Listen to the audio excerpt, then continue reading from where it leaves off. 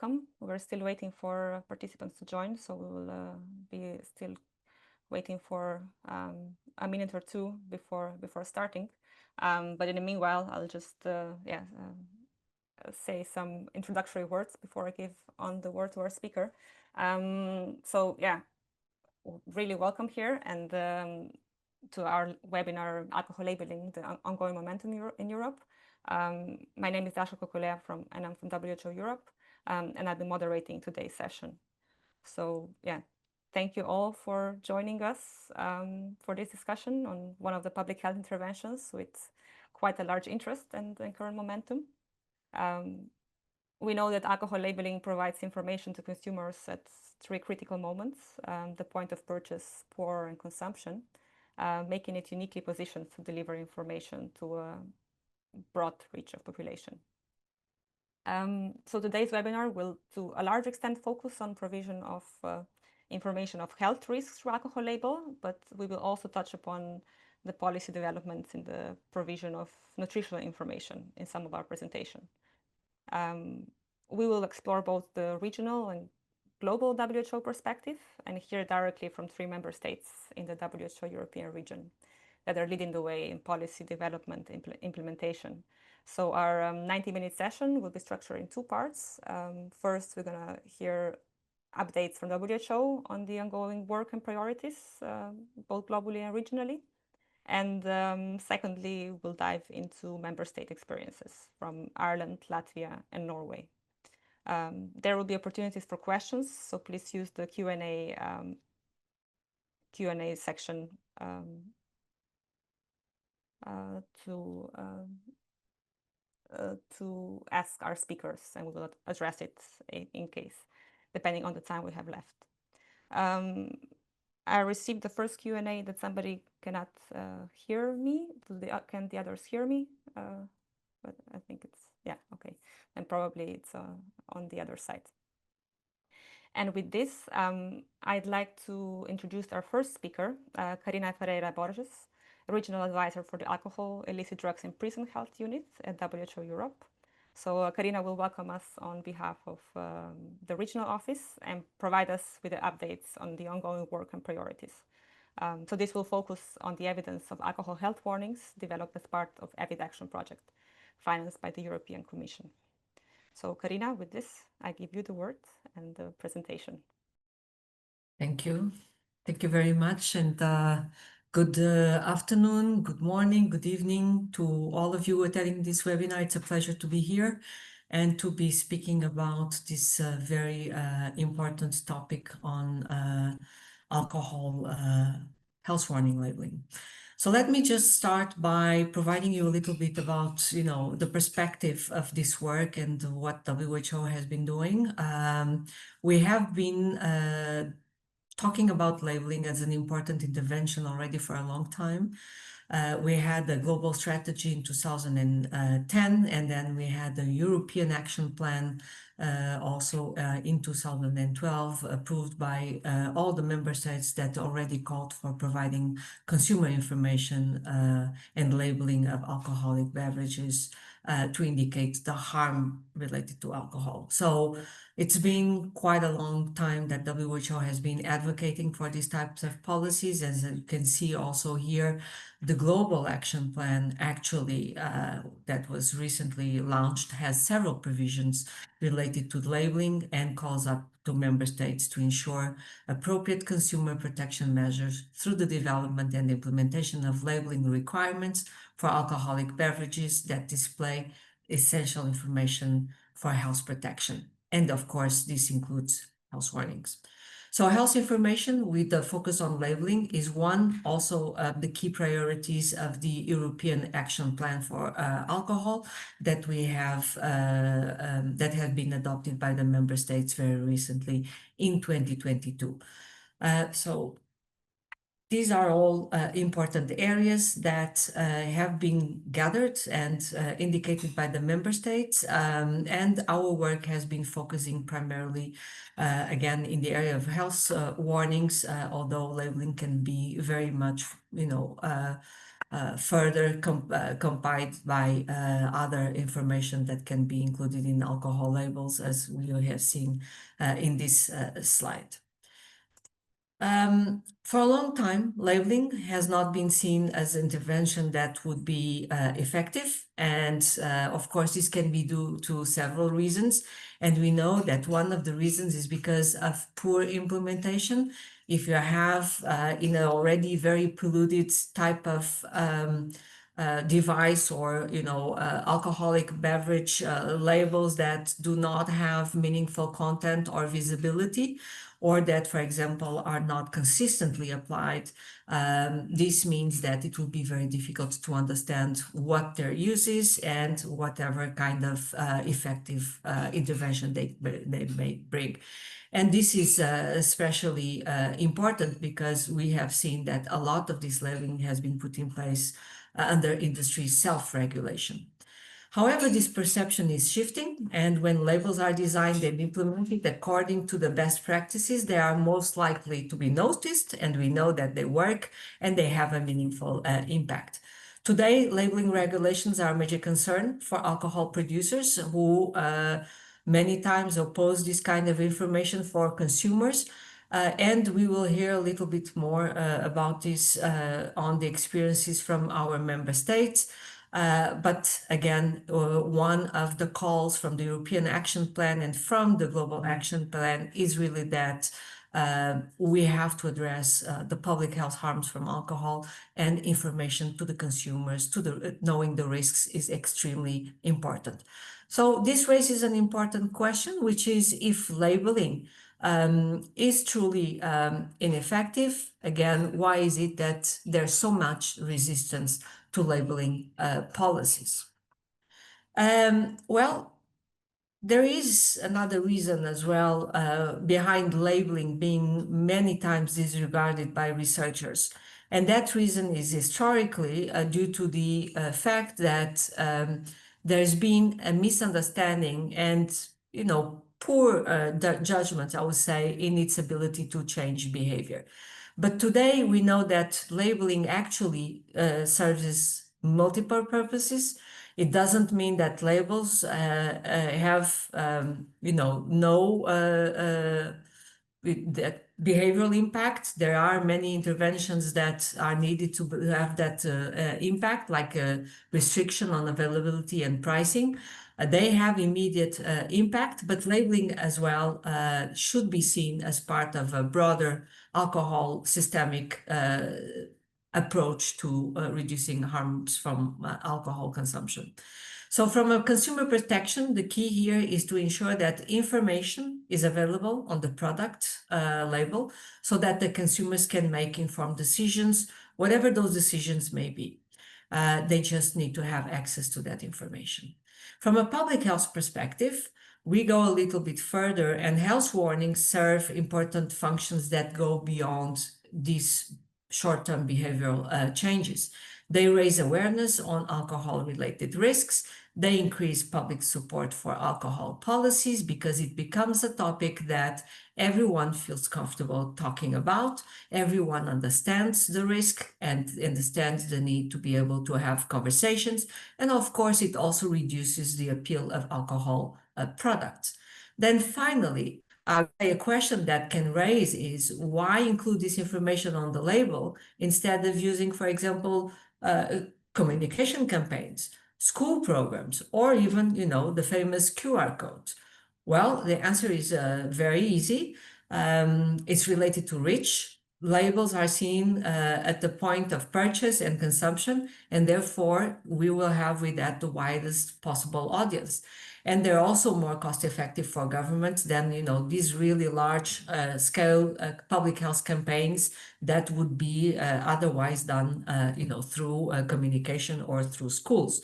So while those are not to say that they're not important, again, we know that labels need to be matched to their ability to deliver the message much more widely and broadly. So we have been working in the field of alcohol labeling for a long time, as I said in the beginning, and some of the products to be mentioned is the very recent review of the current labeling practices in the region from 2020, which was updated for health warnings in 2024, and then we have published in a fact sheet. And this is very much aligned with the work at the level of my colleagues in the headquarters, where the Less Alcohol Unit has also published a policy brief on health warnings in 2022. And the most recent product we have published is the Alcohol Health Warning Labels, a report that really brings the public health perspective and where we aim to elucidate the need for health warnings with the focus on cancer risk based on the results of research that we have been doing for years and that are part of our Evidaction project. And today we'll be talking more about this evidence and about what our publications in peer-reviewed journals have shown. So what is the impact of health warnings? Basically, you already have demonstrated that cancer warnings do increase knowledge. And we have showed that through online experiment in 14 EU countries. We have also demonstrated that cancer knowledge correlates with policy support. We know that this is an important measure that goes beyond consumer information, and it is really important for that policy support. And again, we have an upcoming article that will show this, and it's a cross-sectional study in 5 European countries that brings this evidence again to further enrich the full context of the evidence that we have now available. So this echoes the results from other studies. I mean, it's not only in the European region that we are studying this. We know that health warning labeling as a tool is very helpful to raise awareness and increase policy support. And of course, we are also investigating, in addition, the impact that it has not only on knowledge, but also on the behavior and on the policy support in real-world settings. Furthermore, why should we or how should health warnings look like? Well, this has been a big debate again, because we know that, it can get very polluted or we can miss it if they're not well done and well, considered. So for us, the most effective approach may be the text-based cancer warnings accompanied by a warning system symbol, a simple pictogram, for example, that can be placed proeminently on the front of packaging. Of course, by doing this, we ensure that the message is informative rather than an alarm, and that it increases the public engagement rather than the resistance, and this is what we want to do. So we compared, if we compare this with the general health warnings or responsibility message, cancer-specific labels in our study were perceived as more relevant and also more likely to spark discussions about alcohol-related risks. And again, this is what we are aiming to see. Our evidence also suggests that while graphic warnings can be effective, they are not so well accepted by the public, leading to a higher avoidance. So research has shown that cancer-specific warnings designed to be visible need to be visible through the placement, to the size, to the color. For example, red, black, or white, it needs to stand, and pictograms so that they can be just as effective in raising awareness while also being acceptable. And we are currently conducting more studies, and we will be publishing those studies as we go.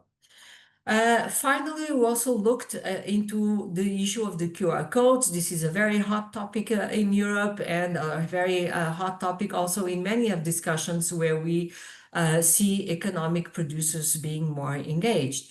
But we wanted to see what is behind them and to what extent they are being used, considering that many times this comes through self-regulation. And again, as I said, this has been, heavily favored by the economic operators. However, we have found the following. We have done a study in a supermarket in Barcelona where we had a QR code that was displayed, next to alcoholic beverages. And in that, only 0.26% of customers, not even 1%, of customers buying alcohol scanned the QR code to take a look. But then we also went beyond that, and we conducted a study together with our youth Avid Action Network that was recently published, and we found that in the middle of, so this was the middle of 2024, only 31% of the products in stores across 13 countries in Europe contained the famous QR code. And then behind the QR codes, what we could see was most commonly the brand, indication of the brand, indication of nutrition value, and some information on the health and ingredient information, but there was a big overlap between the promotional and the educational information. So in conclusion, health warnings on labels are very important as part of a broader alcohol policy with multiple roles that need to be considered. They are also a way of increasing awareness of alcohol cancer link, and they are very much well accepted in Europe. At the same time, the use of QR codes will lead to lower reach of information to the consumers with a possible mix of promotional and educational information. So I would like to thank you very much for your attention. Thank you. Thank you very much, Karina, for this comprehensive presentation. I would move on directly on to Juan Telo from the less alcohol units at WHO HQ, where he's a unit lead. So Juan will present on the ongoing work related to the Codex Alimentarius, which focuses a bit more on labeling broadly. So over to you, Juan.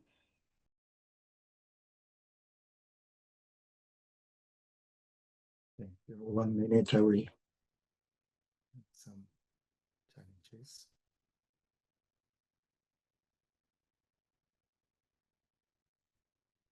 Good. So greetings to all of you. Thank you so much for the invitation.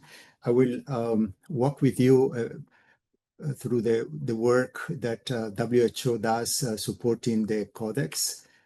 So the first question probably for many of us is, what is the Codex? The Codex is a selection of a collection of standards, guidelines, and scope and codes of practice that are applied to food. The food in this case includes also alcoholic beverages. This institution is organized with the different governing bodies. That includes the Codex Alimentarius Commission, Executive Committee, a secretariat that serves the whole machinery of the Codex. But most important for us is one of the subsidiaries committees, which is the food labeling committee that is chaired by Canada and that meets every 18 months, more or less, in Canada, indeed. Usually I will refer to this as the CCFL, and I will mention this several times. It's just for you to relate these letters to this committee, which is the Codex Committee for Food Labeling. So the Codex has a dual mandate, which sometimes when we come from public health may have a little bit of competing priorities. And definitely the first one is to protect the health of the consumers. But the second one is to ensure fair practices in the food trade. And we will see how these objectives play out, particularly in the next presentation of related to Ireland. The standards, the codes of practice are voluntary for all member states that adhere to the Codex. But you will see then indeed how these can be a facilitation, or this standardization can help imports and exports, and that's why it will influence definitely the trade. And we will see then how that can be applied. So in one of the meetings in 2023 of this CCFL, this committee, the committee decided to ask the WHO to develop a little bit of a discussion paper in order to understand what were the agreements, what could be the scope of the work, particularly on alcoholic beverage labeling. And with that purpose, we submitted a questionnaire to all the countries. It was the questionnaire was a survey, basically, was replied. We received from 49 members, plus the EU, EC, and 7 observers. All this information and the analysis of the results and the answers are all publicly available in the website of the FAO, and I have put here the links in case you would like to have them by the organizers. So in green, you see the countries that provided their replies. Without going into the details, what I think is important here to see where we have greens are the agreements between the different countries that answer the survey. So not all of the countries, but those that answer the survey. And you can see here, for example, in information related to health, there is a large agreement on many of the contents that a label for alcoholic beverages should have. For example, alcohol by volume, or drinking guidelines in the case of the countries that provide it, a risk of consuming during pregnancy, drink and driving, and the legal age for purchasing alcohol. In the nutrition information that should contain any alcoholic beverage label, then there, as you can see, there are some agreements that are mostly those in greens for some of the ingredients, and there are split opinions for some of the other ingredients. And finally, there is very much agreement on the fact that the labels do not have any health or nutrition claims, but there are some exceptions that were raised as part of the discussions that countries should have in order to proceed. So last year at the CCFL 48, when we presented the results to the countries, what we see is that there was a huge debate, as you can imagine, but most importantly is that there were some agreements of this committee in order to take this work forward. So the first one was to recognize that Codex has a mandate on alcoholic beverage labeling, and it is up to date, very much discussed because of the typology or the specificities of the alcoholic beverages. But the second principle or the second agreement was around what was the guiding principle is for any work on this is to avoid fragmentation between the standards. One of the reason for that is because it was proposed to have a separate standard for alcohol, but the decision was made to keep the general standard for food with the specificities of when needed for alcoholic beverages. And that's what you see here in the foundational standards, where they said it was ratified that the general standard for labeling of prepackaged food and the one for nutrition and health claims should apply to alcoholic beverages. However, it was also recognized that there are areas that may need some revisions, amendment, in order to clarify or to address gaps or incorporating specific information that should apply to alcoholic beverage labels. Finally, and most importantly, is the fact that this work was, in any case, allow me to say, part into an inventory that the committee has in order for future work, because there was not really a country that could take the lead for that, for developing these amendments and revisions.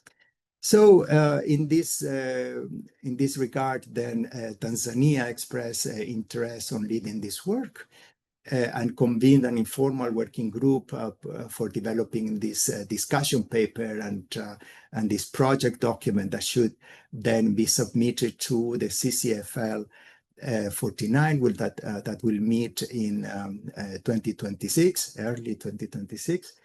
And may put forward, or will put forward, a proposal in order to move this work forward. At the moment, we have 11 countries that have expressed interest and are participating to this informal working group.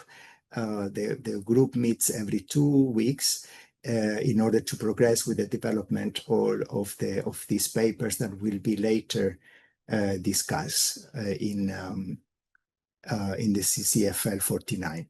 And this is just the milestones. As you can see, by the end of this month, there will be a first draft of the document. There are a couple of weeks delayed on this, but definitely after that, and maybe it's of interest of other countries to reach a larger group of revisions or discussions around the initial proposed draft, in order to start seeking that consensus around the contents of what will be then submitted officially by December to the CCFL, and then discuss in the meeting in Canada in 2026.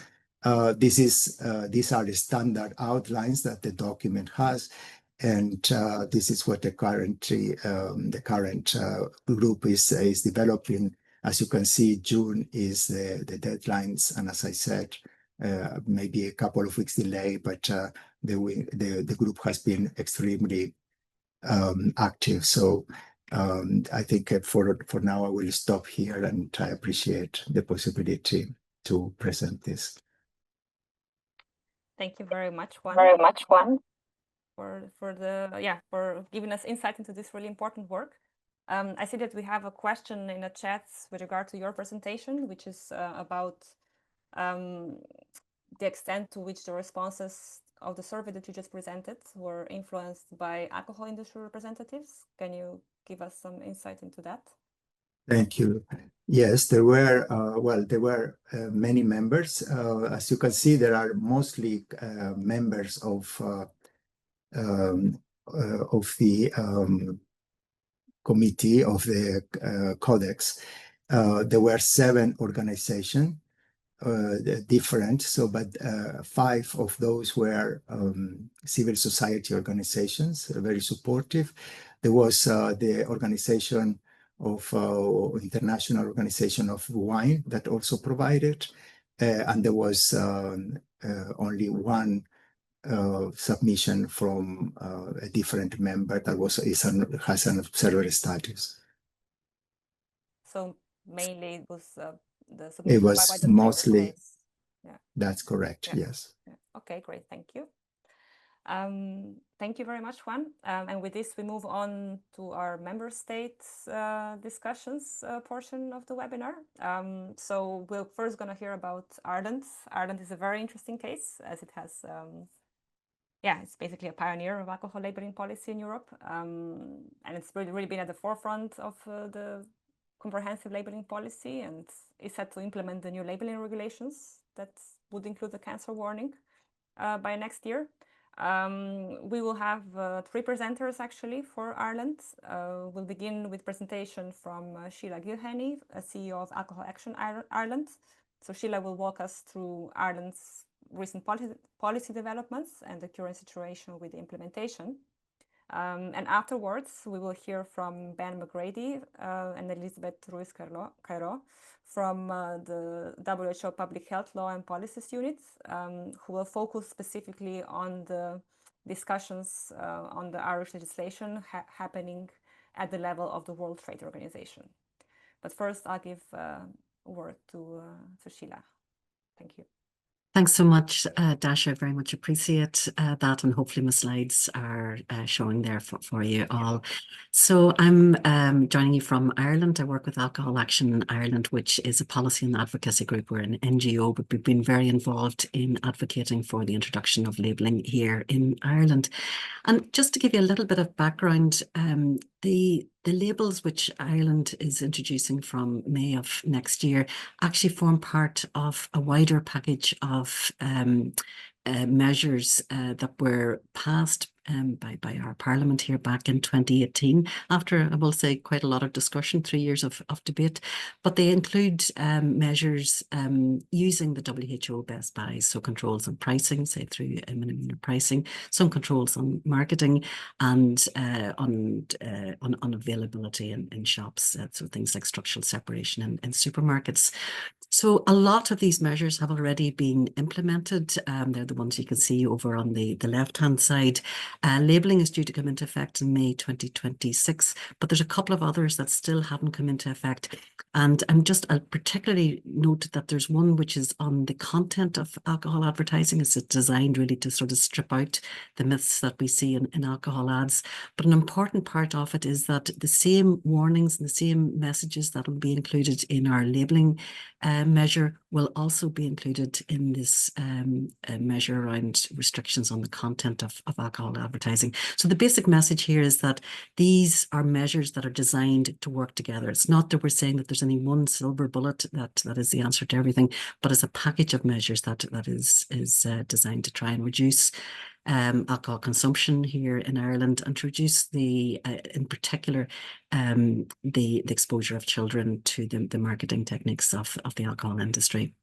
So the label, which actually Karina would have mentioned and you would have seen earlier in that, is, we would describe it actually as a modest measure. So text-based label, but the colours are important. You'll see the red that's there, and I think what certainly has stood out for a lot of people is that the specific message that there's a direct link between alcohol and fatal cancers. However, we also think that it's incredibly important that we see the graphic in relation to not drinking in pregnancy, particularly because Ireland actually has a very high level of FAST. We're thought to be the third highest in the world for that. But there's also some basic information, number of grams of alcohol in the container, and the amount of calories that's in the product as well as a link to Ask About Alcohol, which is a public health website funded or managed through the HSE, the Health Service Executive. So it's an independent source of information. It's not an industry source. And that's to just give you a sense of what the size of these labels would look like actually on containers. Now, I have to tell you, that these labels will be operational from next May 2026, but it has been a long, long time in actually bringing them about. They were actually first proposed, I think, back in 2009, and then went through various other reporting processes. There was an excellent report which recommended that they would be there. The actual regulation process, though, it required legislation to be passed. And there was an ongoing process, because Ireland is part of the EU, of having to involve the EU in the notification process. So these labels were discussed at parliamentary level in the National Parliament over a 3-year period. And they also twice went through an EU regulatory notification process as well. And I will say that there was overwhelming support for their passage of this legislation in the Parliament. All political parties at the end of it all, after extensive discussion, did actually agree with that. When it was notified to the EU, there was a lot of support, and I have to say I really, really appreciated both, the national support. There was a lot of people locally, and a lot of groups here in Ireland would have made submissions, but there was a huge amount of international support for Ireland's labelling regulations as well. In fact, actually, of all the various submissions, 70% of them were in favour of the process.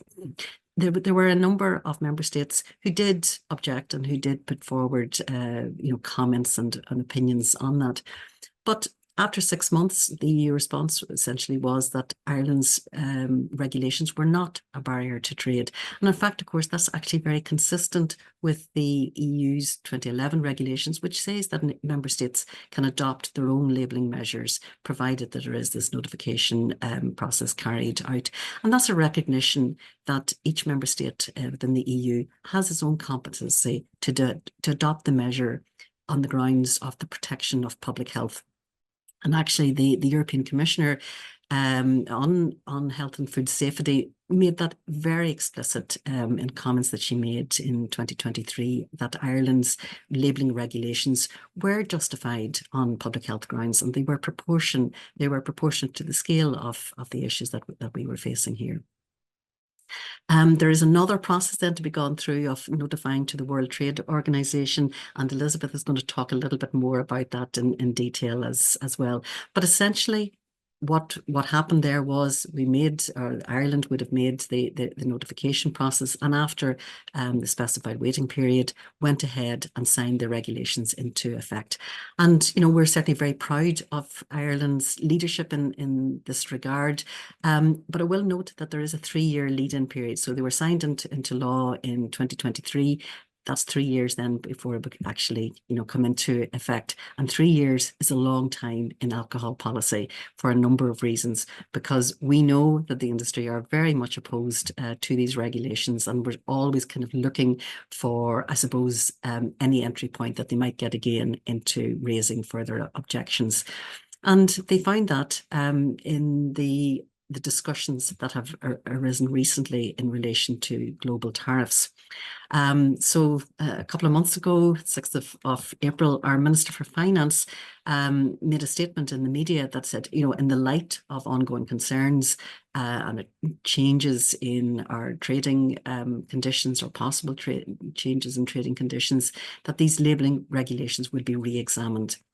Well, trading conditions might have changed, but the industry tactics certainly have not. And we know from all of the various submissions at different stages, whether at Parliament level or whether at the EU level or whether at the WTO, the same arguments were being put forward all the time by the industry. And, they are red herrings, absolutely. Just to look at some of those arguments, the first things that was always being said was, they're alarmist and they're not accurate, and somehow they're not evidence-based. They would be ineffective somehow in reducing alcohol consumption, that they would be a barrier to trade, that they'd be unfair on small producers. And there was this overwhelming thing of, you know what, we really should wait for an EU-wide label. And I just actually want to point you towards a really good paper that came out just last week, which actually has been analysing a lot of those arguments by looking actually at the submissions to the EU TRIS process. So it's really well worth a read to look at that. But, just to actually home in on what are the facts in relation to some of those arguments, the first thing is from an export or import thing, which is, what we're now talking about in Ireland. The labels are only required on products which are going to be sold in Ireland. So in fact, there's no impact on Irish exports. And I think that is actually very important to remember, because sometimes when you hear, government people talking about, oh, well, we should be supporting our own local industry, well, you'd have to say, well, sure, it's having no impact anyway on Ireland's exports. And the industry already produce multiple different labels, both for different markets, different languages. Different countries will have their own specific requirements the USA, for example, has specific requirements around pregnancy labels, but also, you know, there's ones even within Europe. So France, for example, also has a pregnancy label that's required. Countries like Germany and Denmark as well both have requirements that the industries have to produce, have to have a specific mention of any colorants that are used in their products. So I'm just showing actually an Irish whiskey and a specific label that they use in Germany. But we also know that the industry is well able to produce different labels for different seasons. It's very common here in Ireland to see at Christmas time, for example, very specific labels that are used at that time. And the industry will often point to their own flexibility and their capabilities in being, you know, open and able to deal with different market conditions. That's usually when they're talking about increasing their sales, but they certainly have the capacity to be able to do that. The second thing is, though, and I always find that this is a really good thing, is a clever thing, I think, that was done with the legislation. The actual legislation applies to the retailer, not to the producer. So the onus is on the retailer of the product to ensure that this label is actually on the product. So in the case where sometimes, you know, there's been an argument made, oh, you know, this would be too onerous, especially on small producers. Well, you know what? If the small producer doesn't want to put the label on, they don't have to. Actually, a stick-on label can be put on the product itself by the retailer. So I think that's a very strong and it was a very sensible kind of provision that was made in the regulations. And I think for other countries who are looking at it, I think this is important. Again, looking at this call for an EU-wide label, oh, you know, we shouldn't be out of touch with the rest of Europe. Well, firstly, as I said, we already pointed out, there are different conditions across Europe. But they are very disingenuous, these calls for an EU-wide label, as most people on this call would be familiar with. The alcohol is the only consumable product sold within the EU, which doesn't even have the most basic type of label with ingredients and calories. And that's been standard for every other consumable since 2016. In 2018, the EU Commission said, you know, there's really no reason why alcohol is getting this exemption, and, you know, called for an EU-wide label in relation to ingredients and calories. Likewise, you know, the EU Beating Cancer Plan, they called for these nutrition labels, but also for cancer warning labels to be introduced by 2023. Well, have you seen any such labels? No, we don't. We see them certainly on very basic products like water, but there's no sign of this for alcohol. And our view is that if the EU does introduce a label, we'll let them follow Ireland's example and, you know, make that the label as a standard at a later point. The argument that you know, there's no evidence that labelling would be effective. Well, you know, I really enjoyed Karina's presentation earlier on, and talking about actually the context, and it isn't just about, you know, whether labelling would reduce alcohol consumption. It's also about, you know, kind of the change in the environment and changing, you know, people's perception, therefore, of what other policy matters would be useful. But I always like to point to the experiment that was carried out in Canada, and which of course got closed down by the industry, that actually when you saw prominent cancer warnings, there was a 7% reduction in alcohol consumption. And it isn't just us, you know, who are able to point, you know, public health advocates who are able to point to the evidence on this. The industry themselves, they certainly think that labelling will work. So just looking at a recent report from Heineken to its shareholders, one of their number one risks that they point to is regulatory changes. And in particular, they pointed to health warning on labels, and that this could lead to lower overall consumption. So I think in this case, we can certainly listen to the industry on this point and say, yes, let's go ahead with our labelling. So as far as we can say, the facts still remain the facts. Alcohol causes liver disease. There is a link to fatal cancers, and drinking in pregnancy is not advised. Whether or not, you know, Ireland's labels will lead to, you know, an alcohol consumption reduction, we'll wait to see what the outcome is. But certainly what is indeed a fact is that consumers have the right to know these facts. And like I say, it's not just Alcohol Action Ireland who would be saying this, and have repeated this to the government. Since that mention was made by the finance minister about the government looking again at this, multiple advocates have been calling on the government. So these are from right across many different healthcare, social care, children's organisations who've been saying we need to go ahead. We need to ensure that the law is actually enforced and is not derailed or delayed in any shape or form. And, you know, it's internationally as well, we would say that our own reputation is at stake here. Members of the public have been very exercised about this, but international groups have been calling on the Irish government to ensure that we, you know, stick with labels at this stage. And I have to just tell you, you know, I've been so heartened by that support, that international support that we're seeing from multiple different organizations. I've just listed some of them. We actually know that there's more actually that's coming along the way.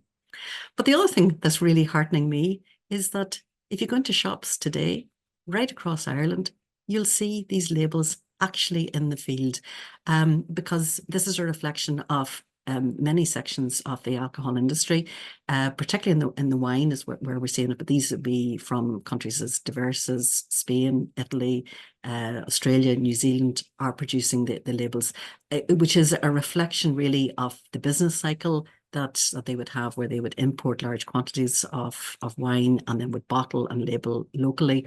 And they're doing that in the entirely reasonable expectation that the Irish government is indeed going to stick with its labelling laws.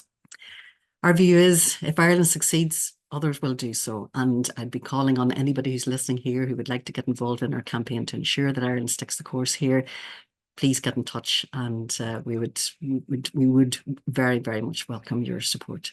Thanks very much.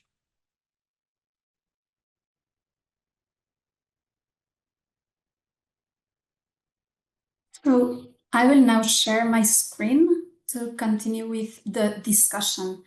And can you all see my screen? Okay, so Ben and I will now deep dive into the specific topic of alcohol health warnings at the World Trade Organization, as this is one of the fora where Ireland's alcohol health warnings have been discussed in recent months. Some key messages that we would like all the audience to take from this presentation. First of all, WTO law does not prohibit alcohol health warnings per se, but establishes principles such as that alcohol health warnings should not be more trade restrictive than necessary and that they shouldn't be discriminatory. Second, there haven't been any formal legal disputes on alcohol health warnings at the WTO dispute settlement system. However, tobacco labeling measures have been challenged, and these measures have been upheld both by WTO panels and by the appellate body. Third, TBT committee discussions are not a formal legal dispute as such, but they provide a forum for discussion where WTO member states can rehearse and telegraph their legal positions. Lastly, it is important to underline that to be successful in the area of alcohol health warnings at scale, so in a variety of countries, there's many areas that we need to be focused on. And WTO law and the World Trade Organization discussions and committees are just one piece of this broader strategy. Before we move to the specific case of Ireland, I would also like to make a brief reminder of what the TBT agreement and the TBT committee are under WTO law. So within the World Trade Organization, the Agreement on Technical Barriers to Trade requires all WTO member states to notify any technical regulations they adopt. And alcohol labeling requirements and labeling requirements in general adopted through laws and regulations are considered a technical regulation. So they will need to be notified to the TBT committee. However, as you can see in the image from the right, from all the measures that are notified, only a few of them raise what we call specific trade concerns. So discussions at the TBT committee from other WTO member states. And from those, only a minority lead to a legal formal dispute at the dispute settlement body of the WTO. So the notification at the TBT committee is part of the transparency obligations that WTO member states have.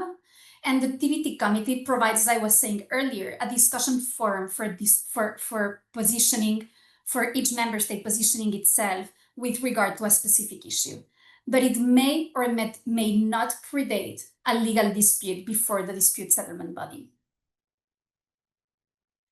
When we look at the Irish case, we know that alcohol labeling requirements developed by Ireland have raised specific trade concerns at the TBT committee. And when we look at the arguments that have been raised in this committee, what we find is that the arguments that have been opposed are very similar to the ones that Sheila just mentioned that were also raised within the TREE system of the European Union. So what we observe here is a broader strategy of industry opposition to alcohol health warnings to a set of arguments that are being rehearsed and tried in different fora. I will now hand over to Ben to discuss a little bit more in detail about the process at the TBT committee and what the expectations can be in the coming future in that forum. Thanks very much, Elizabeth. So as you've just mentioned, they're using a range of arguments that are used not just at the WTO, but in other fora as well. And so those arguments might be invoked politically, in the sense that legal issues are used as a justification for rolling back or delaying an intervention.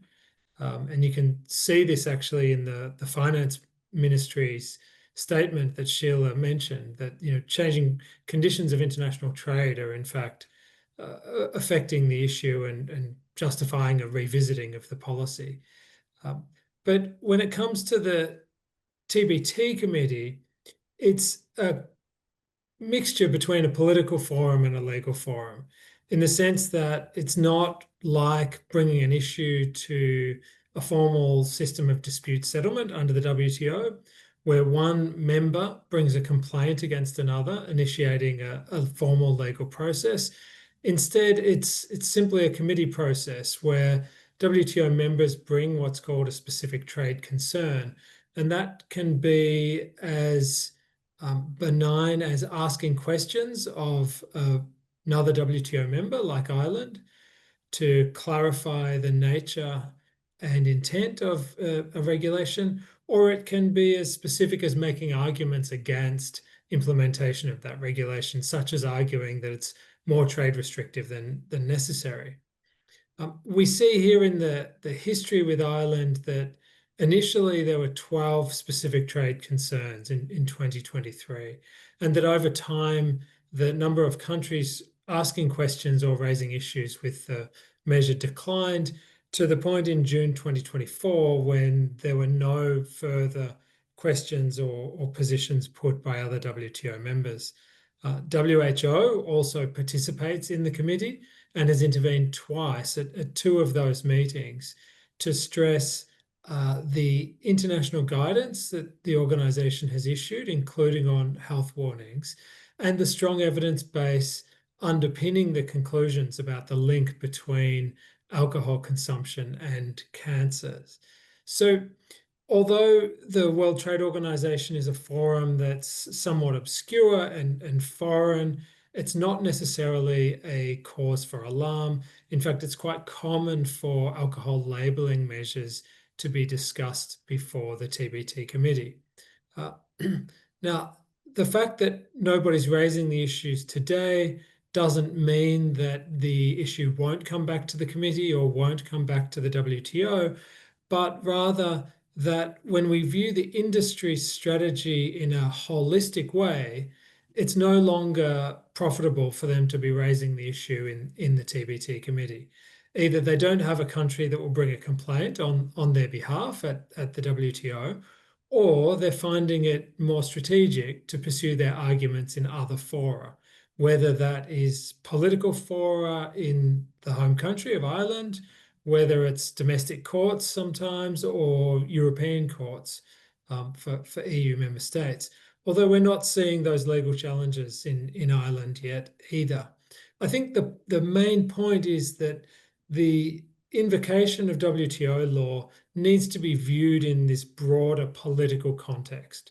The fact that countries are raising questions or issues at the WTO or have done so doesn't mean there's any legitimacy to those concerns under WTO law.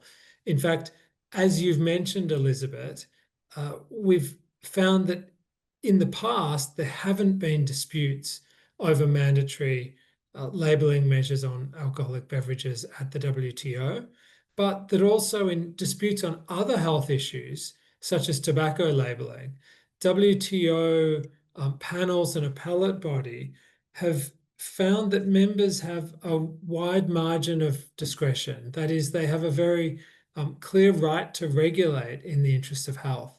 And that right to regulate is captured in the necessity principle. For those of you from EU member states, you'll be familiar probably with the proportionality principle, that public health measures should be proportionate to an objective. It's very similar in the context of WTO law. Members are permitted to implement regulations so long as they're not more trade restrictive than necessary. And historically, it's important to note that labelling measures have been viewed as a far less trade restrictive measure than product regulations, for example, and that extremely strong labelling measures, including tobacco plain packaging, have been upheld as consistent with WTO law. So it's important to view this discussion as part of a broader industry opposition strategy that includes invocation of domestic law, EU law, as well as international law. Next slide, please. For those of you who are interested in further information on legal issues, the arguments around specific interventions, including labelling, we are in the process of launching a new WHO publication on laws and regulations addressing acceptability, availability, and affordability of alcoholic beverages. Please feel free to scan the QR code and you will find a copy of the publication online. It, of course, includes information on Ireland's approach, as well as the approach in other countries and the relevant legal issues that countries frequently come across throughout the process. Thanks very much for your attention. And as always, along with colleagues in the Euro office, we stand ready to help particularly on legal and regulatory issues concerning labelling measures. Back to you, Dasha. Thanks so much, Ben, and thank you so much, Elizabeth and Sheila as well, to give us this in-depth look in what's happening in Ireland. And yeah, we're definitely all hoping that we come to May 2026 and see more of such bottles like you showed, Sheila. So yeah, with this, we'll move on to Latvia, which is another fascinating case of what happens when a member state is trying to introduce relatively small labeling measure, but comes to face with the EU response. So I'd like to introduce Elena Zviedre, who was working as a senior advisor at the Ministry of Health throughout this development of this policy, and will now share her experience with us. Good afternoon to everyone. Yeah, thanks, Dasha. My name is Elena Zviedre, and as mentioned in the introduction, I recently worked at the Ministry of Health in Latvia, focusing on alcohol policy issues. At the time, when some just groundbreaking amendments to the alcohol law were being proposed. And currently, I have found a way to be useful in alcohol policy by joining the WHO Avid Action Youth Network. And as already mentioned, in recent years, Latvia has pushed forward significant legislative changes, including mandatory health warnings and labeling requirements for alcohol. And I'm happy to share Latvia's experience on alcohol labeling policy. Even Latvia's efforts on labeling are not as far-reaching as those in Ireland, but I'd have been happier if it came with a positive outcome. So why were comprehensive changes necessary in Latvia? In recent years, as you can see, Latvia has stood out among all OECD countries due to its crucial high levels of alcohol consumption. Of course, this was another clear signal that the urgent changes in alcohol policy were needed. And that's why 5 years ago, the Latvian government approved a national plan aimed to reducing alcohol flows. This plan included numerous measures, especially legislative initiatives.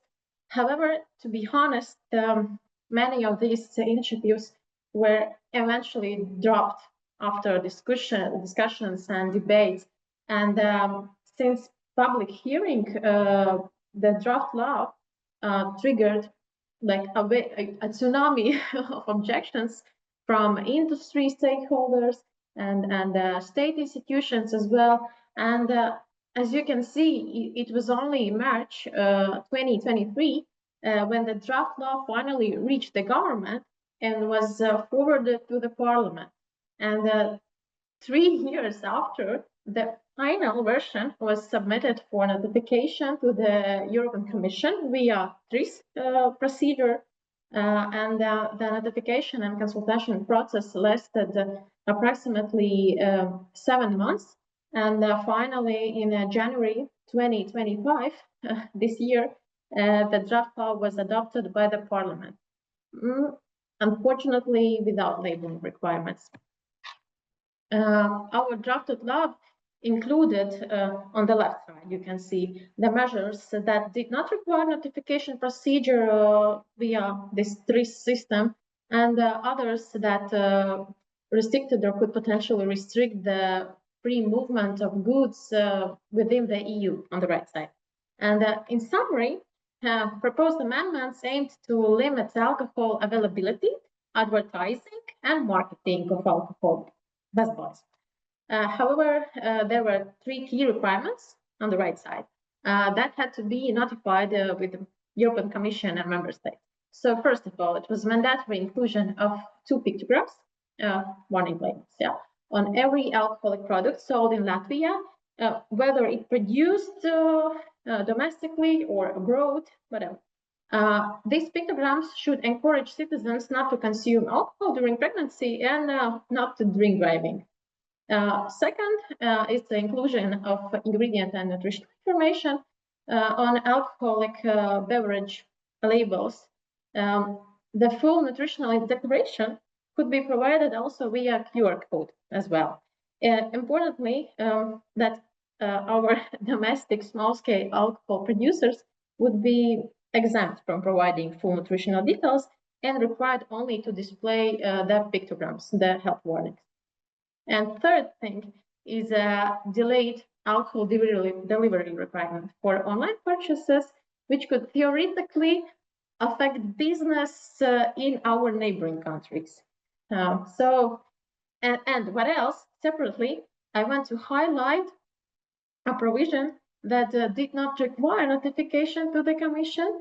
It was obligation to place a warning sign in alcohol retail locations clearly visible to consumers. And the sign, which would be mandatory in Latvia, must remind customers that alcohol harms health and that sales, possessions, and consumption of alcohol by minors is totally prohibited. So last year, on July, the Latvia's draft law was submitted in the TRIS system. However, on the final day of the standstill period, we received a message from the Commission that the process would be suspended for an additional 3 months. The reason: we had received a detailed opinion. In this TRIS notification process, the detailed opinion from Commission acts like a red traffic light. It means stop. It means that the draft law may seriously hinder the free movement of goods and cannot proceed without a formal response or amendments made. On the other hand, we got comments as well, and the comment is like a traffic yellow light. It means caution. The comments are not legally binding, but indicate potential risks or inconsistencies. So these should be carefully considered to avoid future legal issues or conflicts as well. So yeah, we received a detailed opinion from Commission specifically regarding the nutrition-related labeling and comments from the commissions about our pictograms. But regarding alcohol deliveries, during the all notification process, we received a separate letter from the commission with several questions. We responded to all of them, and no further objections or questions were raised again. So it was okay. Continuing on the detailed opinion, we received objections that mainly pointed out inaccuracies which could have been actually avoided. In summary, by setting national mandatory labeling rules for alcoholic beverage, ingredients, and nutritional information, unfortunately, Latvia's draft law did not fully align with existing EU labeling rules. So first of all, the wording proposed by Latvia conflicted with existing EU regulation that already set labeling requirements for wines and aromatized wine products. According to the submitted draft displayed on the screen, as you can see, mistakenly imposing national criteria already covered by EU law. In theory, an explicit exemption should have been included there. Second, for wines and aromatized wine products, there is an existing rule that only the energy value can be indicated on the packaging or attached label using the symbol, the letter E, to denote energy value. So the full nutritional information could be provided by electronic means, for example, with QR code. Therefore, we cannot impose more specific national requirements beyond those already regulated by EU law. So our Latvia's draft law should actually include a clear note that the energy value may be indicated simply by symbol E, in a similar way as it is regulated now for wine. And third thing, when the full nutritional information is provided via QR code or e-labeling, it is important to protect consumer rights. Similarly to the provisions like in wine regulations, our national legislation must include this exemption concerning the collection and tracking user data. So it have missed as well. Regarding the warning labels or pictograms, Commission provided comments, how I said, that are not legally binding, but highlight risks. Commission stated that it was unclear to them what format Latvia's competent authorities would accept for warnings about alcohol use during pregnancy and while driving. In this case, Latvia deliberately did not specify the exact format or size or colors, considering that the several other countries already have such requirements in place, and that many producers in Latvia already by choice display these pictograms. Although the draft law included examples of warning signs, they still caused confusion, not only for the Commission, but also for other member states, because several EU member states raised concerns during this consultation, this risk notification system procedure. First of all, about warning pictograms, one country pointed out that the draft law does not define the format, which creates legal uncertainty. And one more country criticized the provision allowing small producers to include only warning pictograms instead of full nutritional information, and arguing that this is discriminatory and may distort market competition. One more country raised concerns about potential inconsistencies with the EU wine regulation and requested clarification, same as Commission. During this whole process, the industry is also allowed to officially provide their feedback. They did not remain silent here either, expressing thoughts regarding the proposed changes to alcohol labeling. Yeah, and industry pointed out that the format of warning pictograms is unclear, emphasized that they need to move toward unified criteria. So they strongly recommend to wait for European Commission to propose standardized labeling for alcohol. And one more thing, that the industry should be involved in discussions about implementing these unified labels and their formats.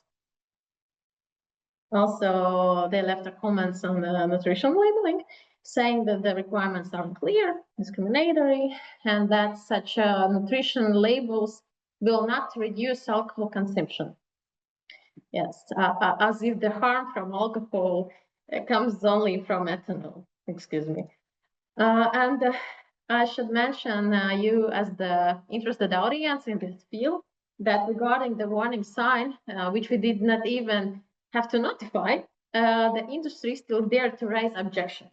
So in retail locations, there must be a displayed sign that must warn that the consumption of alcoholic beverages harms health, and alcohol cannot be sold to minors, and blah, blah, blah. In industry's opinions, they claim that the proposed Latvian wording, which should be included in the notice, is misleading and violates European recommendations. Therefore, they are referring to WHO and EU policy planning documents, and they propose editorial changes to the text, suggesting that it say only the harmful consumption of alcohol beverages has negative health effects. So it looks like the industry lives in past. And this is a visual summary of the opinions we received, including from industry and other NGOs. And organizations marked in the red represent the industry and have opposed, while those marked in green have expressed support. So Latvia is truly grateful to everyone who made an effort to support us. And despite the industry's pushback, as you see, we are majority. And after receiving the Commission's opinion, a decision had to be made by Parliament deputies on what action Latvia would take. And the first option, left pathway, was to revise the draft based on the objections and resubmit it to the European Commission, risking further delays and actually no guarantee of 100% approval. Meanwhile, differing interpretations between Ministry of Agriculture, who is a competent authority for food labeling, including alcohol in Latvia, and the Ministry of Health, led to a full disagreement. And the second option was to remove the unapproved provisions, these requirements, and move forward with the final approval.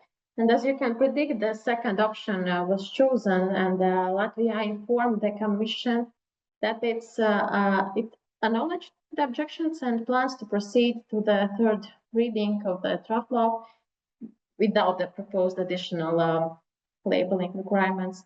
And this decision was made so that other equally important restrictions could come into force sooner and help reduce Latvia's this crucially high alcohol consumption. I truly hope that it's not the end of the process, and in the near future, it might be possible to consider advancing a new draft law through the government, which would include mandatory labeling requirements. So while we have this political support. And to conclude, I want to say that stronger alcohol policy starts with shared purpose, through collaboration, courage, and commitment. So thank you for your attention, for your support, and for courage. Thank you. Thank you very much, Lena, and thank you for this interesting insights into the process that you had to go through. I would just flag to the audience that feel free to keep on putting questions in the Q&A. We will probably not have time to respond them live, but we are trying to respond to them as we go during the presentations. And now, last but not least, I'm very happy to introduce Christiane Bulgadukstas, who is Senior Advisor at the Directorate of Health, who will talk to us about what's been happening in Norway and what has, what the plans are there. So go ahead, Christiane. Yes, thank you so much, Dasha. I will try to share my screen.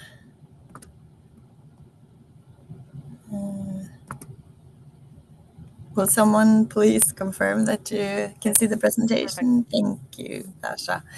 Hi, everyone. As Dasha said, my name is Christiane Bulgadukstas, and I work here in the Norwegian Directorate of Health as a senior advisor.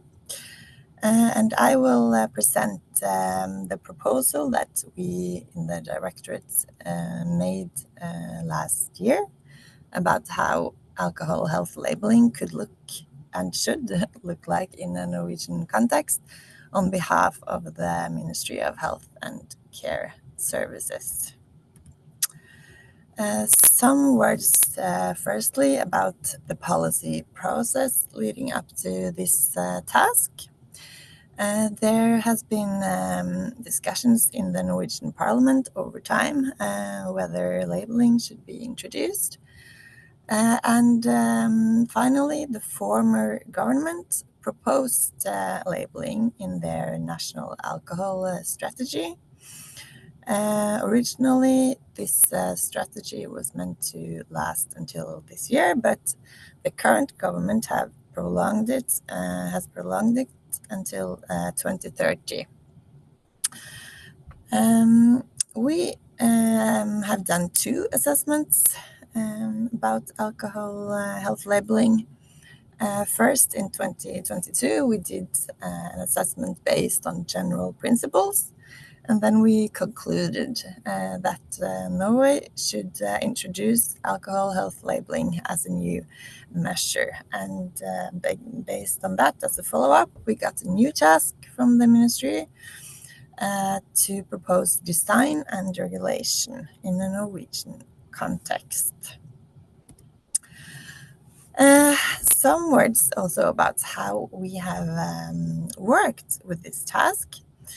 We have had an interdisciplinary working group in the directorates consisting of members from public health, drug prevention, communication, law, and social sciences.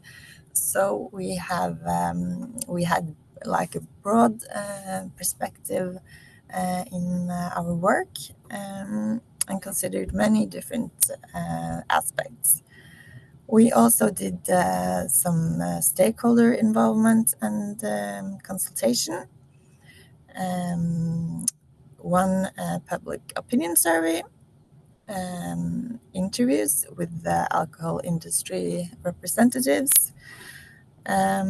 We did focus group testing of label proposals that were under development. And we met with public health organizations and NGOs. And last but not least, we had discussions with the Council for Immigration Health that we have here in the directorates. Our task from the ministry was, the core of the task was to consider alcohol labeling in a Norwegian context. So we had to figure out what is a Norwegian context. And so we made the following considerations. In Norway, we have the national alcohol policy that we have is comprehensive, but it's also coherent. So introducing new measures, it is important that they fit with the existing policy. Alcohol in Norway is embedded in social life, like most of Europe. And so that means labeling will affect and regard everyone as alcohol does. We have a healthy population, but also significant social inequalities in health.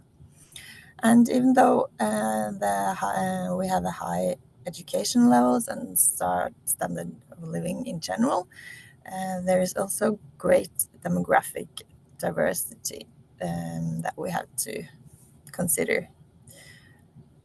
We also know from surveys and research that the population lacks knowledge and also information about specific health harms. Most people know that alcohol isn't very healthy, but for example, that it is associated with breast cancer is not that known. And we also have strong consumer rights and also expectations. So the population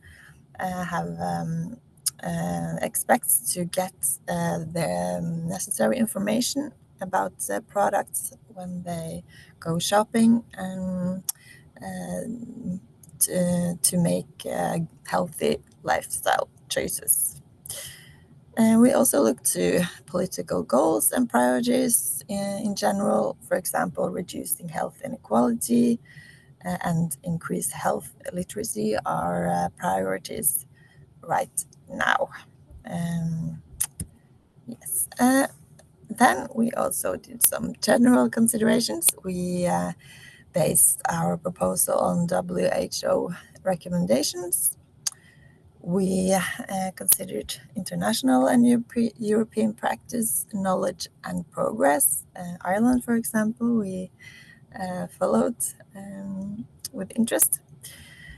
We had to consider the existing alcohol regulations now, both the national and international. Norway is not a member of the EU, but we are a member of the EEA, so we have to follow those rules. We examined existing labeling systems and their relevance, and we had a health literacy perspective in the assessment. So the proposal that we made looks like this. We said that the purpose of the labeling should be to inform consumers about harms associated with alcohol use.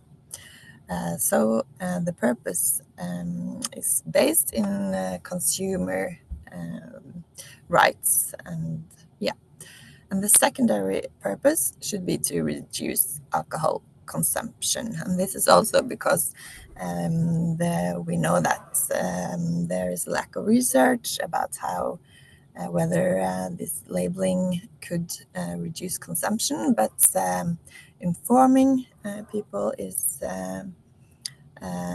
as a responsibility that we have anyways, and it's a good purpose in itself.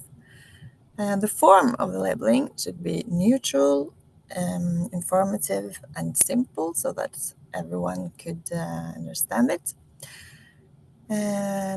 Messages should be rotating, like WHO recommends, and specific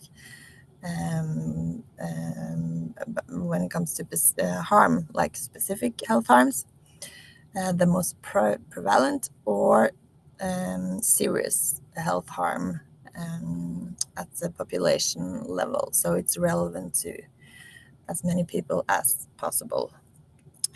And the labeling should be mandatory on alcoholic drinks and point of sale and serving. Lastly, we did some policy considerations. that this new measure should be a part of the comprehensive alcohol policy package, for example, when it comes to controlling the rules. And so these are the label proposals that we have done together with a design agency. We worked for many months with the design agency developing these labels. So you can see there are quite lots of labels, but you have to also remember that we recommended this rotating labeling. So yeah, and the 9 health harms are health harm in general, birth defects, dementia, breast cancer, bowel cancer, cardiovascular diseases, brain development harm in youth, increased mental health issues, and poor sleep quality. So all are quite specific, except the health harm in general message. And we also considered some more health harms, and those were accidents, injuries, and violence, liver diseases, and alcohol use disorder. But we did not recommend these harms for several reasons. Liver disease, for example, is because it's not the most prevalent harm in the Norwegian population. In contrast, for example, to Ireland, where this is a bigger issue. For implementation, we recommended that labeling should be introduced with a comprehensive communication strategy, because in the work that we did with representatives from the public, we understood how little people know about, especially the association between alcohol and breast cancer, and that it's very important to not just like introduce labels, but also have a comprehensive strategy of communication.